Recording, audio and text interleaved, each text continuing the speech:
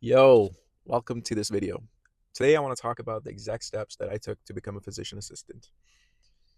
Let's go all the way back to 2009, which was the year that I moved to the US from Pakistan. I started high school over here, and during high school, I really had no idea what I wanted to do in terms of a career. I tried to get the best grades that I could in my freshman and sophomore year, and then when it came time to apply to colleges, I applied to a few state schools and a few UCs. Ultimately, I ended up picking a state school to get a bachelor's in biotechnology.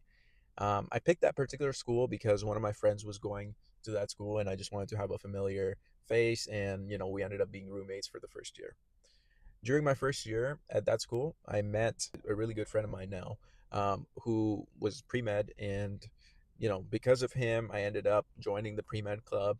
I I considered becoming a doctor. It was always in the consideration, but I also knew sort of my situation in terms of my home situation that I don't really want to get into. That that type of commitment might not be possible for me. So, but I kept going to the pre med meetings, and during one of the meetings, one of my other friends just brought up the physician assistant career path. I had never heard of it before, and this was my junior year. So when I went home that day, I researched the profession, and I continued to keep it kind of in the back of my mind. At the start of my senior year, that's when I was like, yeah, this is sort of what I want to do. But I was missing some of the prereqs, and by that time, it was kind of too late to do those prereqs because I had to finish my classes to be able to graduate on time. And to go to PA school, you also need some like patient care hours, which I didn't have. So I knew I had to take at least a year off to complete the prereqs and patient care hours. So after I graduated, I started working as a caregiver slash certified nursing assistant at an assisted living facility. And while I was doing that this was in the evenings. So during the mornings, I would go and do the prerequisites at a community college. And following year, in April, was when it was time to apply to PA schools. I applied to about 15 to 20 schools, and I ended up getting one interview in total, which was at UC Davis. I went to the interview, and I thought I did pretty good, but ultimately I ended up getting waitlisted. So for the second cycle, I knew I had to improve something. And I hadn't taken the GRE as well, which you need to apply to some of the PA programs. So I wanted to take that to kind of give myself another little boost slash like, kind of broaden the schools that I could apply to. So during the second year, what I ended up doing was I took the GRE.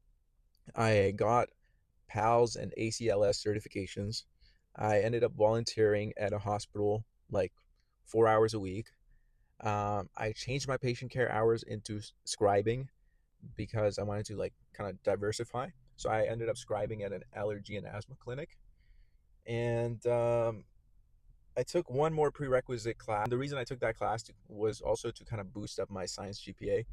And pretty much my second time applying, what my application was a little bit stronger than it was my first time around. So I applied again to 15 to 20 schools, and this time I ended up getting interviews at three of them.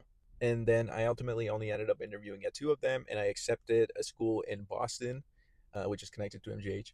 Um, and the reason I picked that was because it gave me a $50,000 scholarship, which would cover my rent and my tuition for the first year.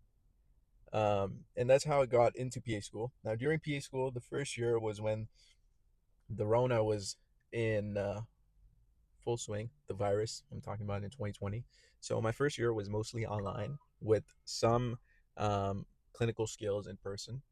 And then during my second year, my clinical year, I ended up having four surgical rotations. And by the end of it, I really knew that I wanted to go into a subspecialty, preferably a surgical subspecialty.